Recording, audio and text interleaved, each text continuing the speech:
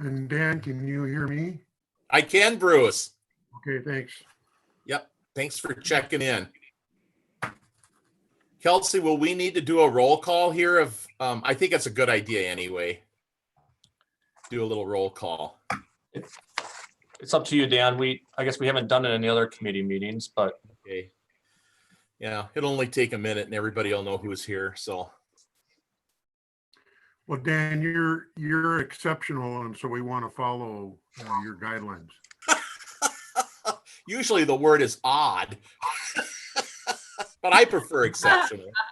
Before the Public Safety Committee, I heard Kelsey say, boy, that Public Works Committee went faster than I thought it would. And then I thought he would follow up with a comment because the chairman ran the meeting so well, but that seemed to get lost. I didn't hear that part. it was implied. It was implied, Bruce. Yeah. So I appreciated that. Oh.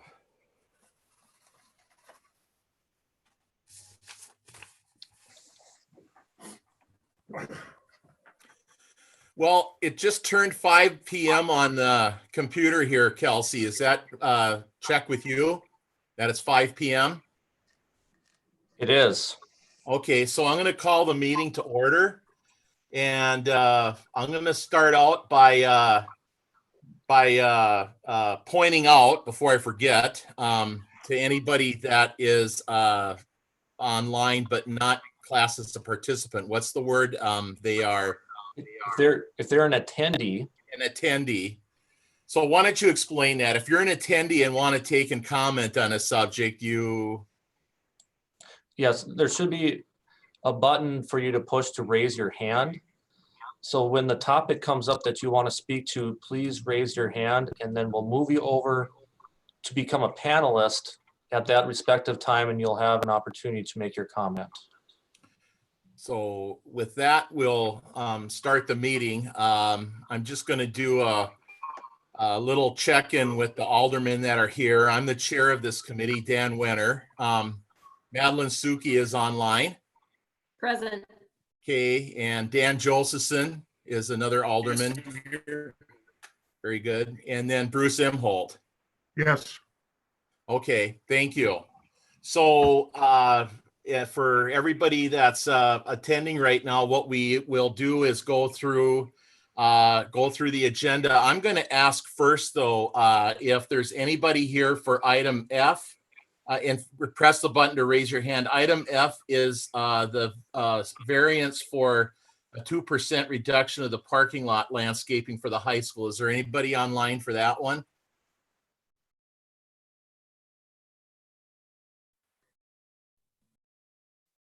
Okay, hearing none. We'll leave item F where it is then, behind item E. And then is there anyone here for the request from Broadway Welding to get a 1-year extension on the non-conforming use permit?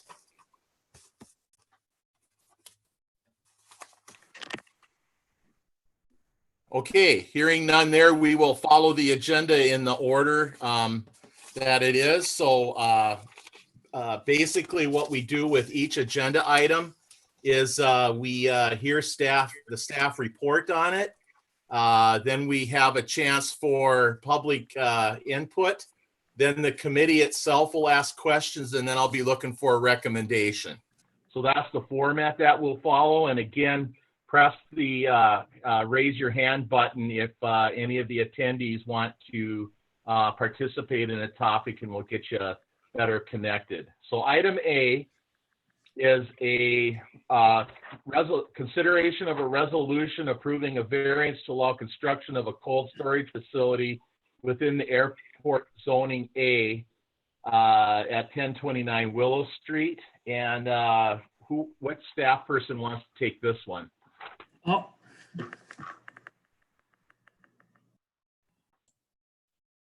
Larry, you're still muted. There you go. Okay. Hello, Dan and committee members. This is a consideration to approving a variance to allow a construction of a cold storage facility within Airport Zone A. This is for the wastewater treatment plant. Originally, they were going to construct this cold storage facility on the north side of Willow Street, but they ran out of room, and they had previously had approval to put that cold storage facility there. Now they're going to move it to the south side of Willow Street, and they need a variance to put a building in Airport Zone A because typically a building isn't allowed in Airport Zone A. And the Planning Commission reviewed this and recommends approval. Okay, and they did recommend that unanimously. So, any comments from the public on this one? Again, now's the time to raise your hand. Okay, and so I'd be looking for comments from the CDC committee at this place or questions. Madeline, do you have any questions? I'm assuming that it still meets FAA requirements. With the exception of not being allowed to be there at all, yes. Well, they're not going to come back and tell us we can't put it there, are they? I mean, No. Madeline, if I can explain a little bit. So Zone A is actually a Mndot zoning requirement. It's not an FAA clear zone requirement. then So- you can stop right there. I'm fine with it then. So As long- it's as long better as than where it was. Yeah, FAA is not going to be on our case. no. Good question. Dan Josephson, do you have anything you want to ask at this point? Nope, I'm assuming the height is relative to the rest of the buildings over there, so I'm guessing it's good. Okay, anything, Bruce? Nope. No. Okay, well then I'll go ahead and recommend approval of this to the full council tomorrow night. Not hearing any objection to this. Okay. Okay, so let's move on to item B, which is resolution to approve a preliminary plat for Lakeview Storage. Larry, are you going to cover this one? Yes, this is a request from K&A, and they are putting in a common interest community or a preliminary plat for storage condos out in Lakeview Township. This would have 9 storage condo units. The Planning Commission recommends preliminary plat approval subject to 3 conditions. First, that the owner provide any utility easements required. 2, that the owner dedicate land for stormwater treatment. And 3, that the proposed dedicated road right-of-way be acceptable to Becker County and Lakeview Township. Becker County has informed me that they're okay with the dedicated roadways. And I have not heard back yet from Lakeview Township, but they will be reporting later this week. Okay. Questions from the, public input at this point. Anybody that cares to comment on this, please press the raise your hand button. Okay, moving on. Madeline, do you have anything that you want to add on this one? Nothing. Nothing. Dan Josephson Nothing. and Bruce. No. Okay, well, hearing no problems with this, again, we'll recommend approval to this to the city council tomorrow night. Moving on to item C is a resolution to approve a non-conforming use to allow an addition to a garage. And I think, Larry, you've got this one again. Yes, this is a request by Mike Sukert for a non-conforming use expansion. This would be a 36 by 30 foot addition to a garage in a residential district at 845 Longview Drive. The Planning Commission reviewed this and recommends approval. Any public input on this? Okay, I'm going to keep going in the same order. I hope you're okay with going first, Madeline. It makes it easier for me. So any comments, Madeline? Nope, that's fine. It's almost directly across the street from me, but it's just fine. Yeah, basically on this one, he's going to add on some footage to the back of the garage that's already there. So, Exactly. yeah. Dan, anything? Nope, I'm good. And Bruce? Well, Dan, the only thing I would ask Larry to do, I think sometimes the gets confusing if we talk about non-conforming use, and maybe Larry, just briefly explain why the non-conforming use is okay on a structure that's already there. The zoning ordinance allows expansion of non-conforming uses because they are existing, and sometimes just a minor addition doesn't really impact the rest of the neighborhood. And so it's sometimes difficult to prove a hardship and get a variance for those kinds of things, but we've written our ordinance so that we can allow them without having to show the practical difficulty that's usually associated with a variance. So that's the difference between a variance and a non-conforming use permit. Thank you. Okay, good explanation, Larry. Okay, with that, I will recommend approval to the full city council tomorrow then. Item D is consideration to the first reading of ordinance rezoning an area from I-1 light industrial to RM multifamily residential. It's over on Legion Road. And again, I'd like to hear from staff on this. Yes, there's been a request by Castaway Properties to rezone a property on the south side of Legion Road out on the west end of town from I-1 light industrial to RM multifamily, and they would plan to build an 18-unit apartment there. The Planning Commission has reviewed this and recommends approval. I have just a clarification. We haven't heard from anybody in that neighborhood one way or the other, right? We have not heard from anyone, correct? Right, and this is actually reducing the intensity of use, if I remember. So, Madeline, do you have any questions on this? Nothing. Okay, Dan? Nope, nothing. Okay, Bruce? No. Okay, well, we'll go ahead and again recommend approval of this one. The full, full city council. And I think I forgot to ask for public input on that one. Is there any? I don't think there would be anybody, but just to cover all the bases.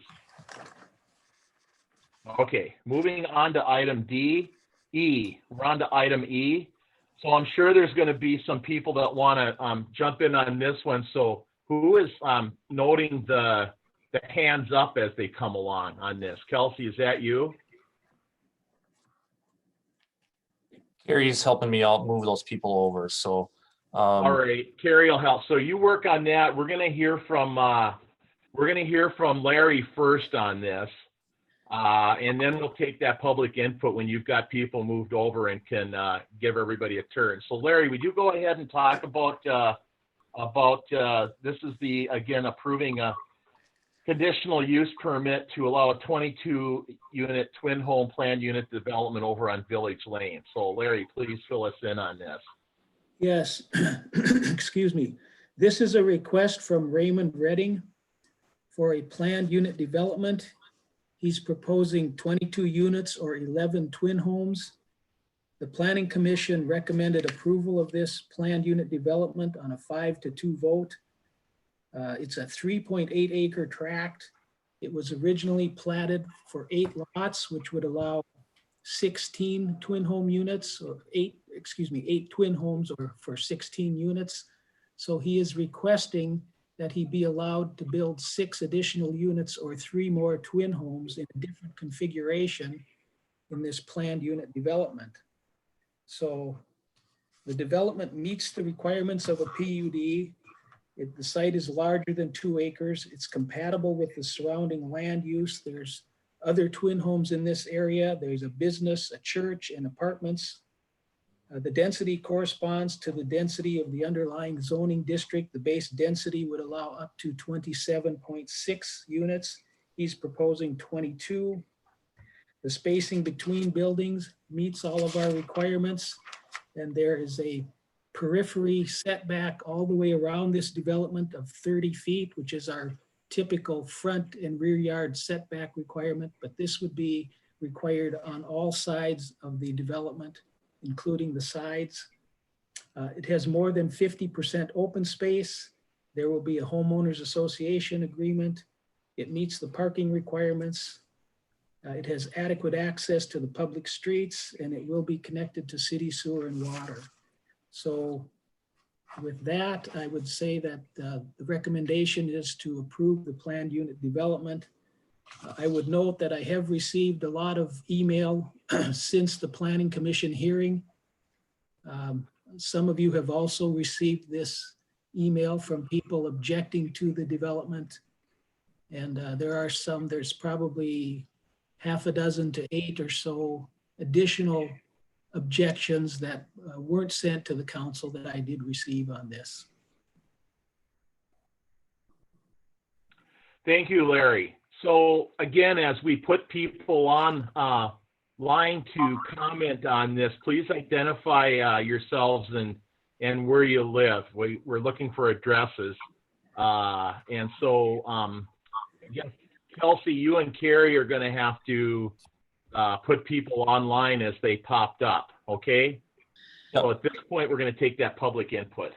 Okay, I'm gonna just make a comment here quick, Chairman Winter. So there are a bunch of people that are still on as attendees that have not raised their hand yet.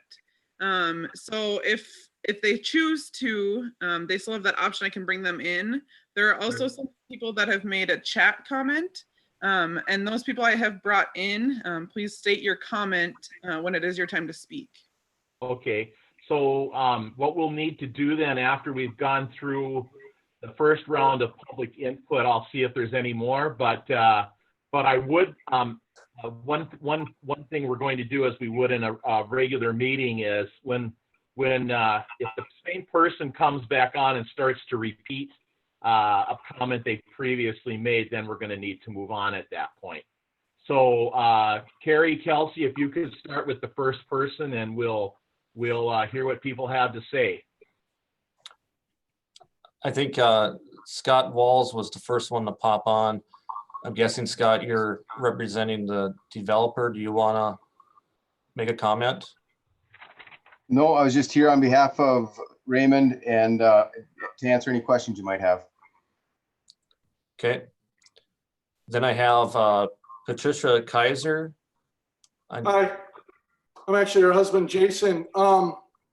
We just moved into this area actually, and we moved out here because of the country feel, but still in town feel for it. There's not a lot of traffic out here.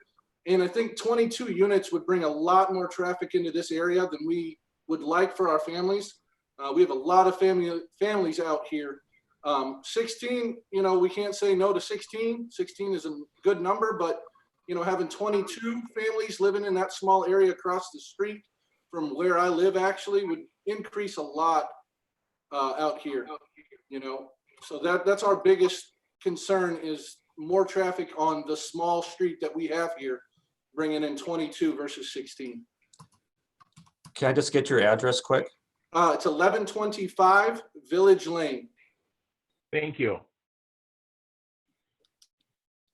Next, I have Lee Nelson.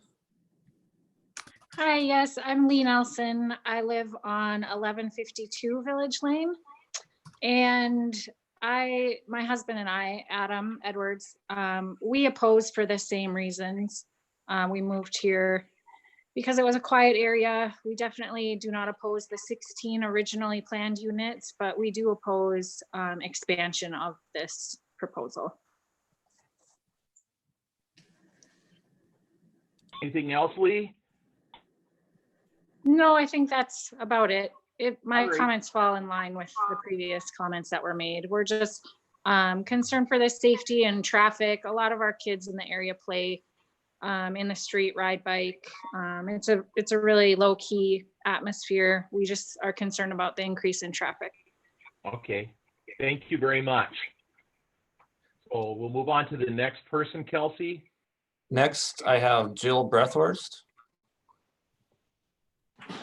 Hi, I'm Jill Brethwaite. I live at 1176 Village Lane. And I'm in agreement with with Lee and Kaiser's on I'm not opposed to the 16 unit, but I am opposed to the 22 units. You know, this neighborhood is pretty quiet. We have lots of children on this block. And I feel that opening up that, more to more people is just going to cause more traffic coming down our street. And with all the young children on our street, that's not something that I want. So. Thank you very much. Anything else, Jill? Nope. All right, thank you. Kelsey, if you could move on to the next person, please. Next, I have Dustin and Chelsea Helbling. Hi, I'm Chelsea. I actually have my neighbor here, Angela, with me. I got a petition together and I had 38 families in this area that were against the increase.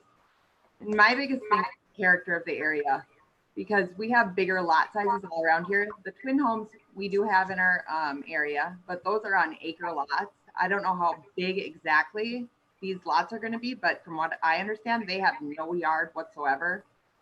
I think for my math, I figured they were about 0.1 acres, which is the twin homes in our area are 0.5 acres. We don't have sidewalks in our area. There's tons of kids, walkers, bikers, and none of us signed up for a high density area. And that would be a high density area. And the block that we live on, I know I wrote letters and I said it was approximately the same size, but it's actually, what is it, Angela, 6 acres? Yeah, it's about 6.5 or 6 acres in our neighborhood. And we have 11 homes on it. I believe so. This block. Yep. And that is a that's total of 39 people living in those homes. Okay, anyway, so I mean, it's just, if you look at the character of the area, which should be one of the requirements when you're passing this stuff, that's what it says on the letter, that you guys have to look at the character of the area. And I know the regulations and whatever, all the stuff that I don't know about are probably met, but the character of the neighborhood is extremely important, and it's important to all of us who live here. Mm-hmm. And also, there's a lot of people on Village Lane who bought their homes thinking that was going to be a 16-unit development. So I think that, I mean, I wrote a lot in my letter. I don't have my letter out, but I think that's what all I have to say. So my name is Angela Anderson. I live at 1821 Brainerd Boulevard, which is right located close to this area. We were one of the first people who built in this development in 2006. I did give you guys a letter earlier today. Just the thought of on 3.8 acres, 11 twin homes, meaning 22 units being built, that's absolutely ridiculous for this area. And it would change the dynamics in this neighborhood. And besides that, we only have a couple of ways in and out. We are not off of a big road or anything like that. It's Long Lake Road, and Longview would take you to Long Lake. So it's a lot of people for just a small area here. Do you need my address? Yes, if you could. Yes. It's 1112 Village Lane. Okay. Next, I have Brian Jordan. Okay, thank you. Yeah, this is Brian Jordan. I'm at 1130 Village Lane. I built my house here for the same reasons that the rest of the people live here. There were large lots, and you get that feel for this area. Trying to shoehorn this many units into this area is simply, in my opinion, would be poor planning. I think when you try to develop a community, you need to take a look at what you put into it. And when you have a development that's already got these large lots and a single family homes as the majority of what's here, it's not a good idea to try to change that dynamic and put in a lot of high density housing like this. We already have some twin homes, we already have an apartment, and we already have elderly residents just to the west right there. I'd say we already have that in this community, and it's already been there. By adding all of this here, you're making an undue hardship on the people that live here. It was mentioned, I think in the last meeting, that, well, sometimes in the lakes area like this, you have a restriction of what getting in and out of an area. And that's understandable, but to put this many units into a community where you already know that that's a problem, that's just irresponsible is what it is.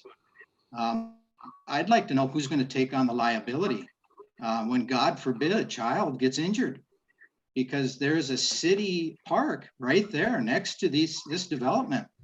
And with this many people shoehorned right into that spot, you know full well that it's human nature to take the shortest and most direct route out of a neighborhood. That means every single one of those people are going to drive straight down Village Lane. They're not going to go a long way around to take another way to try to get out on the Long Lake Road. They're going to go straight down Village Lane. I don't know if many of you people have been out here to take a look at this area to see what it's like, but it's all families. There's small children, and they're constantly in the street. By the city designating an area as a park, they're telling children and people to go to that park, and they're putting them in the street. And when you decide to put a high density housing development right next to that park, knowing that, and knowing that the only route out is straight down Village Lane, because they won't take a long way, they're going to go the short way, you're putting everybody at risk. And that's just extremely poor decision making if that's what's going to happen. Now, I have nothing against a businessman trying to make a profit. That's what the world's built on. But what I do have is a problem with a developer trying to shoehorn as many in as they can to make the profit off the expense of the people that are already living here. That's just not right. Now, another thing that's going to happen is with that high density of traffic going down here, this road is going to prematurely wear out. Now, is the developer going to pony up some extra money to pay for specials when it comes due 10 years earlier than it would have without that high density? I don't think he's gonna. There was another deal. I guess he had donated some land as a walkway. Well, we all know what that is. That's simply a way for him to get rid of some property there so he doesn't have to maintain it. That was nothing that was done for the area. He did that so he could make it look to the people he wants to sell the properties to that, hey, look, there's a walkway here. Now, I've got a question about that. Who's going to pay to put that walkway in? Is the developer going to pay to put that walkway in, or is that going to be passed off to the residents in this community, in this neighborhood, to have to pay for that? I'm taking a look at this little plot that they have here that was sent out, and it says the total lot area is 166,573 square feet. My question is that lot area, was that figured before that strip of land was donated for a walk area? Or is that figured after that land was donated? Because if it was after that land was donated, then that lot is smaller and those figures aren't correct. I think that the city needs to be an advocate for the residents that live in this neighborhood already. This development would better be planned in an area that isn't already saturated with single family large lot homes with small children. It just isn't. I think that when you take a look at what we as a community want Detroit Lakes to be, the city planners to agree want to have a city that wants to invite people here to grow the community. When you have an overly dense housing jammed into an area, everyone knows full well that other people aren't going to want to move into that area as well as they would have if it was single family. That's just a fact as well. I sincerely hope that the city and the council will step up and be an advocate for the people that are living in this area. It is an undue hardship for us to have to put up with that excessive amount of traffic. You know, the eyesore alone is they're huge units on postage stamp sized lots. And that's completely destroying the fabric of what's going on in this area. I guess, like I say, I hope you just take that into consideration. Thank you. Thank you, Brian. Who's next, Kelsey? I think I have Char Reckon. I don't know if I pronounced that right. Are you on, Char?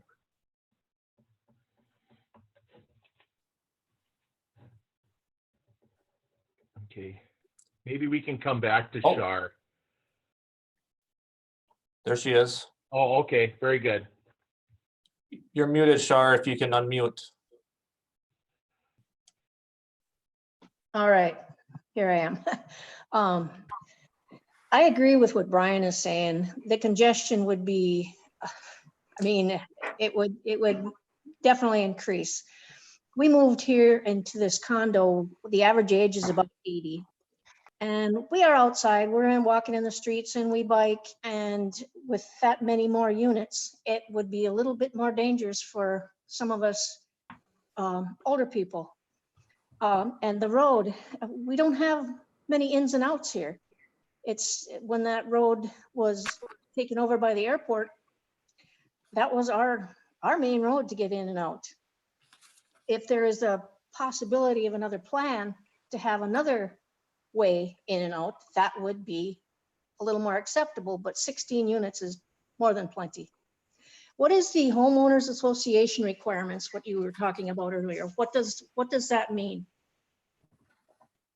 So maybe at this point, we could have Larry just talk about a homeowner association requirements, take a little break here and answer that question directly. Sure. The homeowners association requires that all of the homeowners contribute to the maintenance and upkeep of the units and the yard areas. It also restricts what they can do with the open space, so they can't just fill it up with more buildings or garages. They have to maintain a certain percentage of open space. So those are the basic requirements of the homeowners association. How about boats and campers and all that kind of thing? They would be restricted just like everyone else in town is restricted to what they can store in their yards. Okay, well, I guess I'm totally against the 22, and that's about all I have to say. Thank you. All right, thank you. Moving on, Larry, Kelsey. Yeah, one more. All it says on the screen is Ray. Ray, are you there? Can you hear me now? Yep, we got you. Okay. Give your name and address, please. Yeah, I'm the developer, Raymond Redding. Oh, well, that was easy. So no, I appreciate it, folks. We've been through this with the planning commission, like Larry went over a lot of the stuff basically with it. And basically all we're doing is building those twin homes and creating a common interest community of plan unit development, which is well needed in our community. There's only actually 2 active listings right now. The people I've talked to or I've sold other twin homes to wish they had this as an option, actually, where someone takes care of the lawn maintenance, the snow removal, and those kind of items, and have less of a yard to actually take care of or whatever else. They're just looking for a place to retire. So that's why we kind of created this, working with the city engineer and also the staff there to create this. We followed basically all the rules and regulations set forth to come up with this this plan of action here. They're going to be beautiful twin homes, like I said before. They're all going to be landscaped consistently. One things we run in the past when we sell a twin home, one half of the owner will take really good care of their property and the other half won't. So this will provide better consistency and having more aesthetically pleasant homes in it. And this is kind of geared more towards retirement, retirees. But usually it's only like 2 people a unit. So having a huge influx of people is pretty rare when this is kind of geared towards the retiree end of it. Basically, then there was a petition, I guess, sent out, which those people said they talked about. And I sent that out to all you, the council members, so they can read it from the lady that was really concerned about it, because they were trying to persuade her to sign it and saying there's gonna be an apartment complex there and all this and that. And I sent that off to all the council members. It's basically, they weren't stating the facts, you know what I mean? So I think that should be you have the text message there. Did all the council members receive that? I did not. Oh, you didn't? I emailed it off to every single council member. It didn't kick back as in did not receive. It was just this afternoon, so. Not on my city council packet. Well, I can read it to you if you like. No, they came by email, Bruce, this afternoon or sometime today. I can email it. I can tell you what it says. I had a Go ahead, citizen. Ray. I had a citizen at 1879 Longview Drive contact us and concerned that a person was going around door to door. She rang her doorbell at 7:30 at night and said a young woman was at the door advising them that the builder was going to put up an apartment complex behind them. She wanted to know if the lady at 1879 would approve that or not. She told me that the road next to my house would become very busy. The complex would have no green space, it wouldn't be in my backyard. The lady told the lady doing the deal here, trying to get this petition, she told her that it didn't bother her at all, and she did not sign it. She goes, we already received the information from the city and knew it was going to be twin homes. But just to be sure, she reached out to us at RCH, which we talked to her about and said they're just gonna be twin homes. So then that's why she said she basically approves this. She writes, we approve this message, you know? So basically, it seems to me that people going around doing this petition here are giving false information to try to steer people to sign the petition. So for me, it's kind of misleading claims. So I don't even believe that there's no validity to it, you know, when this being persuaded for people to do it. So that's just my opinion on it. Again, all we're trying to do is provide nice housing for a missing niche in our community with retirees. And we're only changing it by 3 units and following all the rules and regulations with the city. So I appreciate your time, and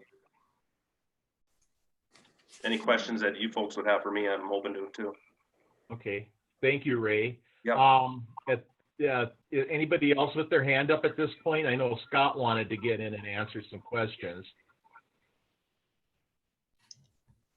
Chairman Winter, yeah, Scott, I don't know if he has any answers here, and then Well, yeah, there was a couple things brought up that I just thought maybe needed some answers.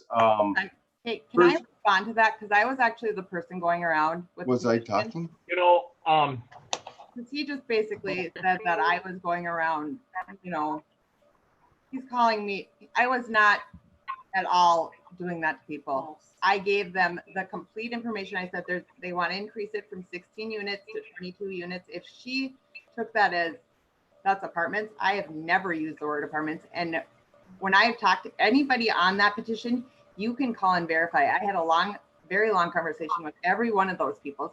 And I know the person talking about, she was not into it at all. And that was fine. I left. I was like, no, that's fine. I'm not pressuring anyone to sign this petition. And if he's going to say that I was going around giving false information, that's just a flat out lie. And I don't think that should even be tolerated because, oh my gosh, I'm upset. Well, because so Ray received anybody here information. all numbers.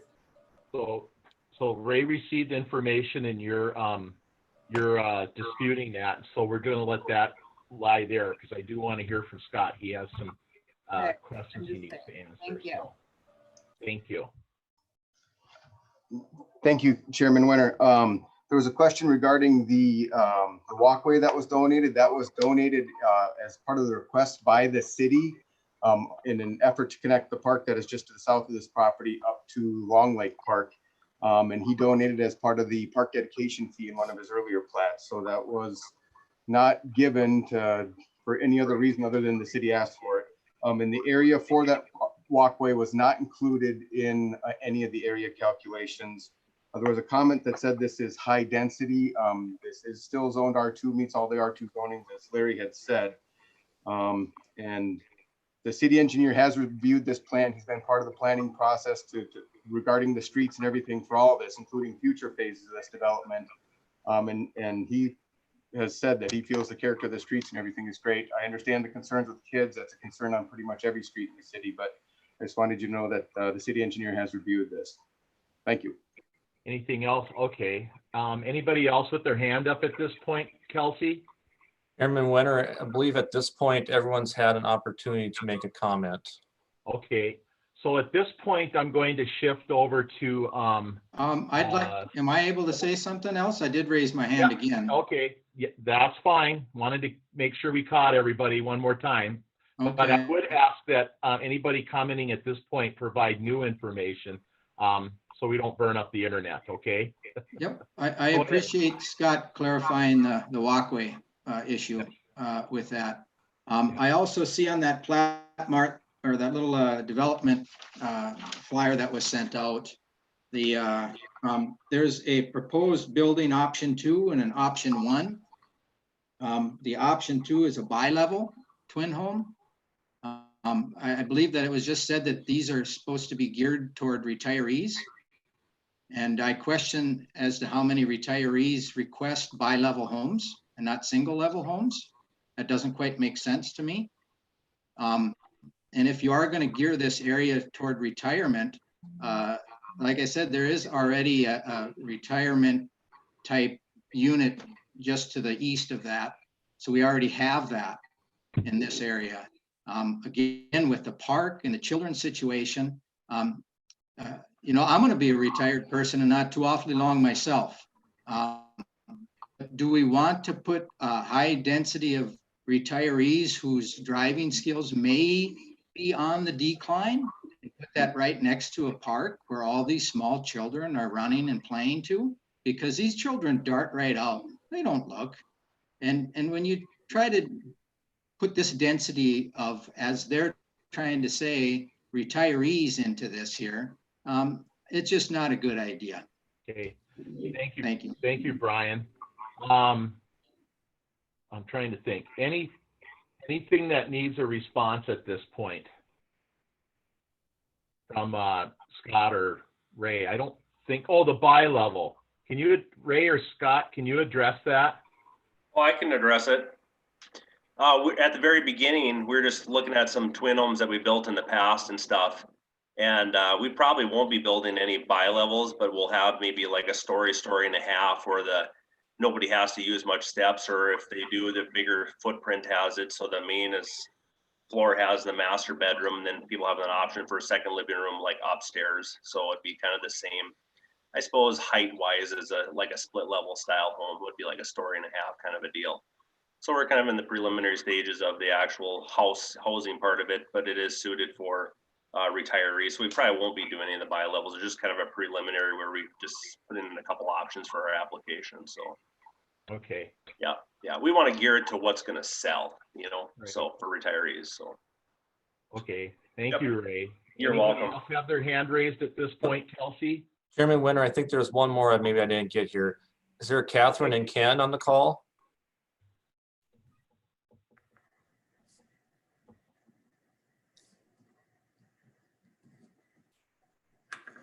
Yes. Name and address, please. Yeah, it's Ken and Catherine Anderson, 1873 Brainerd Boulevard. Did you hear that? Yep, go ahead. Thank you. Go ahead. Oh, okay. Okay, you didn't. Yeah. I guess I agree with most of the people who've talked here about it. I think it really will increase the density. And we went through this about 4 years ago, with a previous apartment building situation. And I guess if we're gonna do something and fix something and make stuff available here, why haven't they never put anything in there for the park for the kids to play on? And I understand there's one down at Long Lake, but that land was provided by Brainerd's, and nothing happened to it. Barely gets mowed.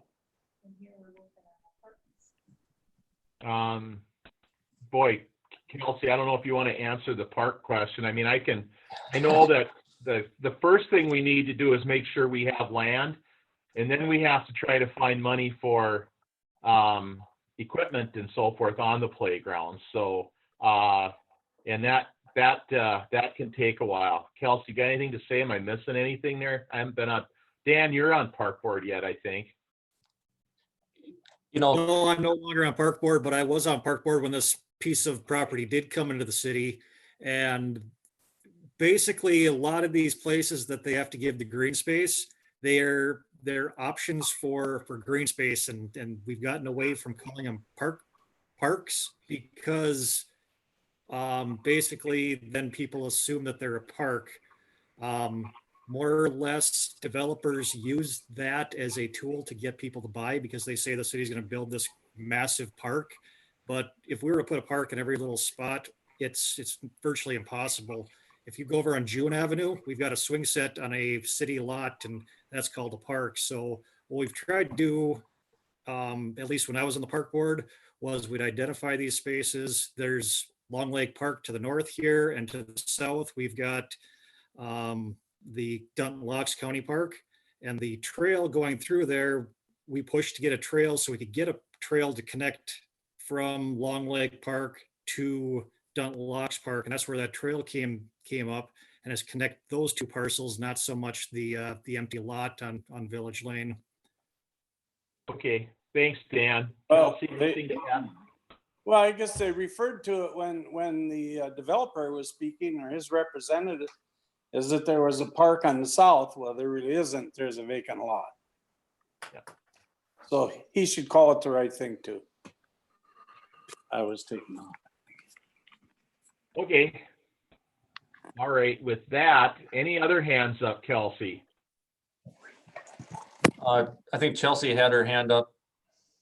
I just have a question about, there was recently 2 twin homes built on Longview Drive, and those were built in 2018. Have those sold very quickly? I couldn't find listing dates on any of those.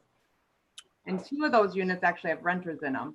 So I'm wondering if these units don't sell right away, are you gonna have renters or any? And I know you guys keep saying this is gonna be a retirement community, but you have no idea who's gonna live there. It could be 22 families with a bunch of kids, you know? You have no idea. That's what goes into those. And Raymond, I'm not trying to like come after the developer. I know you have a job to do. I'm just trying to make everyone see where we're coming from too, you know? Okay. So I just had a question about the twin homes on Longview Drive and the demand for them. That was my question. You want to answer that, Ray or Scott? Yeah, all mine are sold. There's 2 that I use as rentals for brand new construction because we have no brand new construction rentals, and those are the split level ones that I rented out to. Yeah, good. Well, one's retirees actually, they're retirees, and the other one is a family with 1 child. So, but there's no other options in DL. They said for new housing, for new construction either. So that's what they wanted it. So I just have those 2 units only is it for rentals, and that's it. Okay. My plan is not to have rentals. My plan is to sell them all. So I'm not in the business of having a bunch of rentals. If I was, I'd be putting apartment buildings up, and I'm not. Okay, any more hands up? We're gonna have to end this pretty soon, so, but one more call. Anything, Kelsey? I think that's it. Okay, well, with that, we're gonna turn to the council members for comment and questions. I'm gonna start off. I was the person on the planning commission who moved to approve this PUD, and just to tell you where I was coming from quick, and then I'm going to ask Bruce to comment next. But where I was coming from on this was I felt it was a good trade-off on the amount of property there to get basically a homeowners agreement. I really like PUDs. I really like the fact that there's consistent landscaping, that there's a maintenance agreement. I think that sort of thing enhances property value, and I think the unit itself will be surrounded by enough green space so that it'll fit into the neighborhood. My comment at the time, and I still stand by it, I think this is going to be a pretty little development. You can't guarantee retirees are going to live there, but it sure is going to be geared for them. So with that, I'm going to ask Bruce to go next, because if you'll permit me, Bruce, you had an opposite viewpoint, and I think it would be good to get your thoughts on this right away. Thank you, Chairman Winter. And just a minor correction, there was only 6 people at the Planning Commission that night, so it was a 4-2 vote. So a little minor correction there. And again, as I commented at the Planning Commission, I thank Mr. Redding for his investment in Detroit Lakes and what he's done for construction and development. But my 2 points are this. One is, I think as council people, it is our job to listen to citizens. And I said that night, and I'll say it again tonight. Clearly the neighborhood, it's not just one or two people, it's clearly a whole neighborhood. I've gotten about 30 plus emails or calls on this. So I think as council people, it's our duty to listen to the neighborhood as well as developers. We can't always just say the developers are always right and we want to build, build, build. And that brings into my second point, which is for those of you that heard me before, planning is an item that I think is important long-term. And then part of that planning is the trust that we imply. We want developers to trust us to say, here's what we're going to do and you can do it this way. But also I think we need to have that trust with the citizens, meaning that this was platted for 16 units. The majority of the people I talked to said they understood 16 units when they built there and they're okay with that. But now going to 22 units, we've upped the ante, we've destroyed the trust of how they plan to build there. Maybe they wouldn't have built there if there had been 22 or 24 units originally platted. So that's my 2 points. One is listen to the citizens, and two, make sure that citizens can trust the city and what we say. Okay, thank you, Bruce. Madeline, do you have any comments or questions at this point? I do, and I'm going to preface that with the fact that I live on Longview Drive. My home is up on the lake and has been here for probably 50 years. And Raymond has done some great developing down the street from me. When I moved out here, there was nothing. It was totally rural, no houses around except for my little stretch of beach that had houses on it. So now I'm living in the middle of the city, quote. And I like Raymond has put up great things. However, I walk this area every day. And I walk over on Village Lane and I walk up on Brainerd Circle and I go right past this area every single day. And I just truly believe that that area is not meant for 22 twin homes.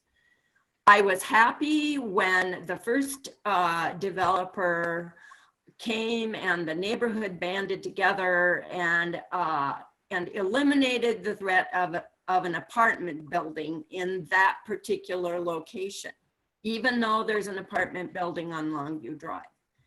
Because when you get in further, I don't think that that's meant for high density when they started building single family homes around there. So that was good. Raymond bought it and his view was 16 townhomes. I think the neighbors responded positively to that. They recognized that the property is zoned for twin homes, but they didn't buy into having that many twin homes there. And if you go out and look at that area, and maybe where the misunderstanding came from about the additional apartment building is the fact that FERCO owns a piece of property behind the condos.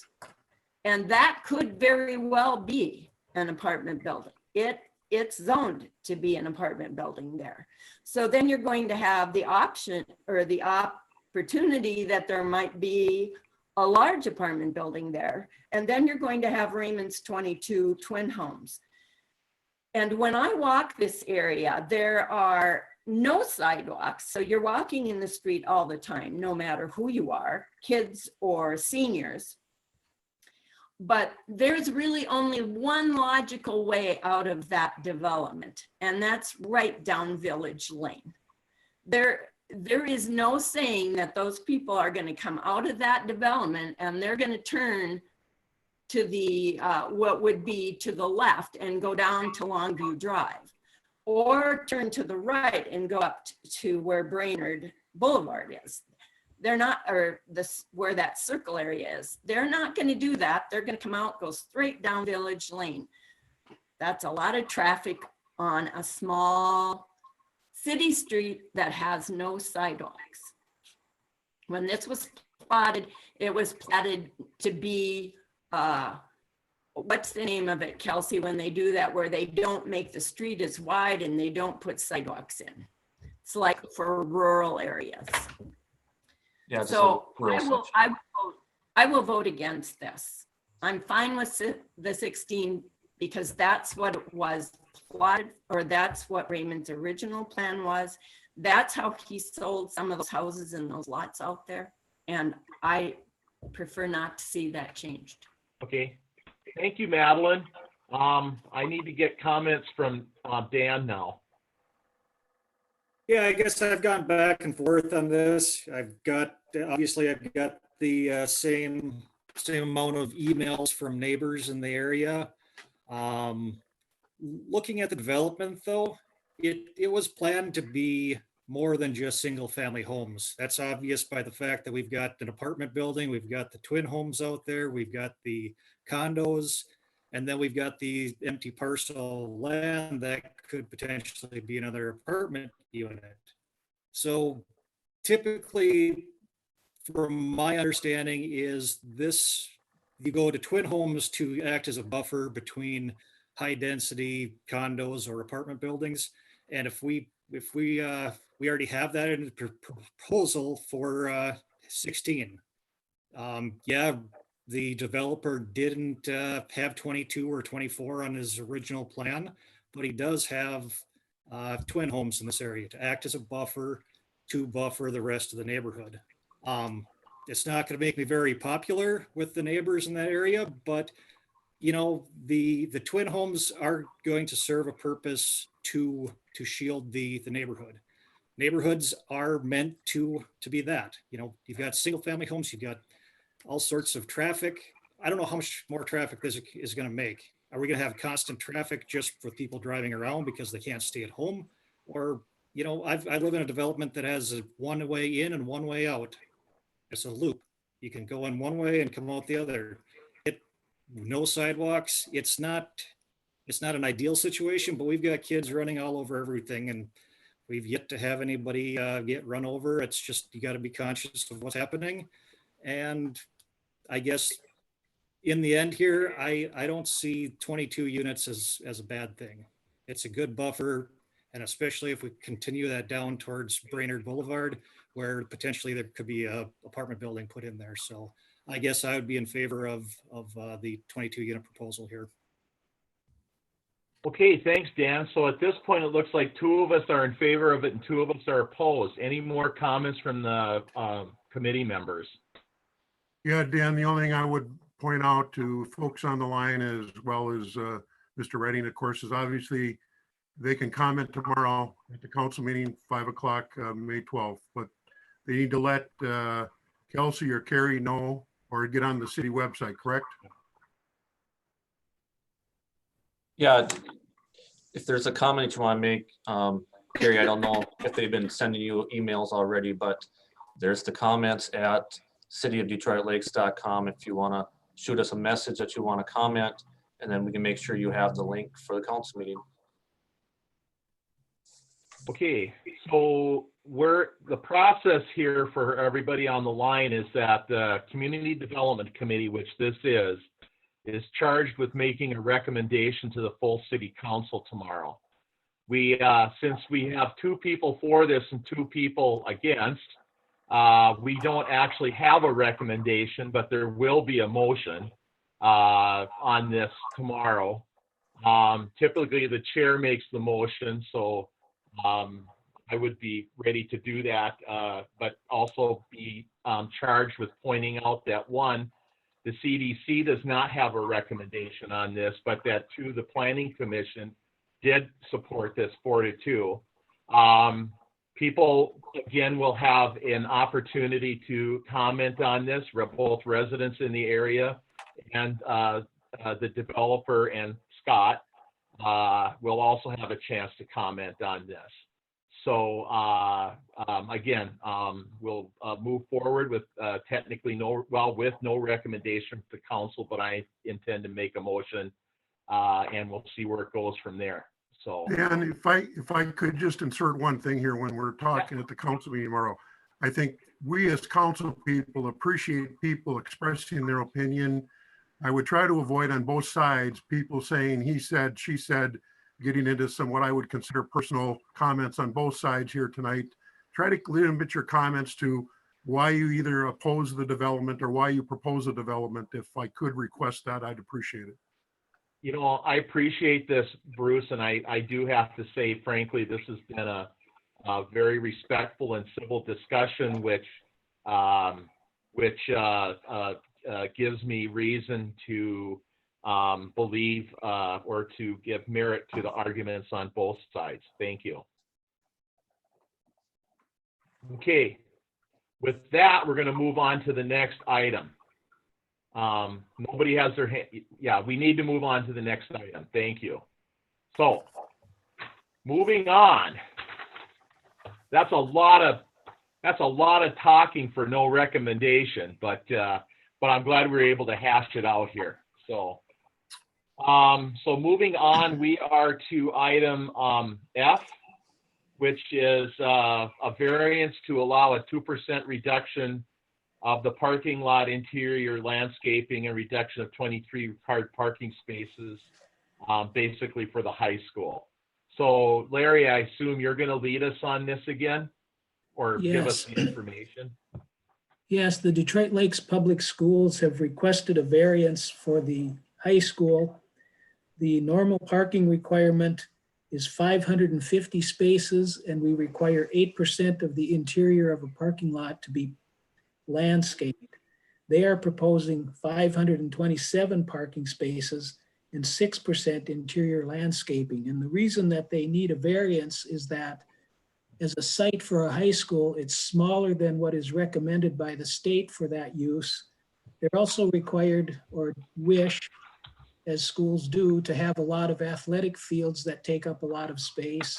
Also, their stormwater holding areas require more space because they have a very high water table where they're at. And so some of those facilities can't be as deep as they would like to have them to shrink their size on the site. And so last year we changed our parking requirements and have increased the amount of required parking for high schools significantly. So if they would have done this project a year sooner, they would not have needed any variances, and the 527 would have been significantly more than what we required. The Planning Commission reviewed this request. They found that it had merit and they recommended approval. Thank you, Larry. Any comments from any of the attendees? Now's the time to push the raise your hand button. Anybody, Kelsey? Gary, I'm gonna have to ask you, I can't see the attendees. Are we good? Yep, you're good. Okay, comments from the CDC. Madeline, any questions or comments? None. Okay, Dan, anything? I got nothing. Bruce? Yeah, the only thing I would mention, Dan, as I mentioned at the Planning Commission, I hope that the school district looks at planting some trees around the outside of their property, because I think if we're going to encourage businesses and residents to landscape and make their property look good in the city, I think the school has an obligation to do that also. Yeah, I agree with you, Bruce. I would second that. So, okay, we'll go ahead and recommend approval of this, but I think it would be good, Bruce, to note tomorrow that we would expect the school to plant some trees. I don't remember, what was their response when you brought that up at Planning Commission? I think it was they were supportive of that. Yeah, something along the lines of we'll think about it. So okay. Okay. Oh, all right. Thank you. Item G. I don't think this was on the Planning Commission agenda. Proposed vacation of utilities in Longbridge Heights. No, this was not on the Planning Commission agenda. This is a request for the vacation of a utility easement on the north end of the plat of Longbridge Heights. And so we're setting a public hearing. That public hearing will be at the next city council meeting. Okay. Next city council meeting. Okay.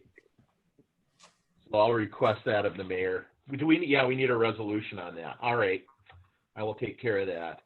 Item H is the request for, I I didn't ask. Okay, I better follow protocol. Any comment from any hands raised?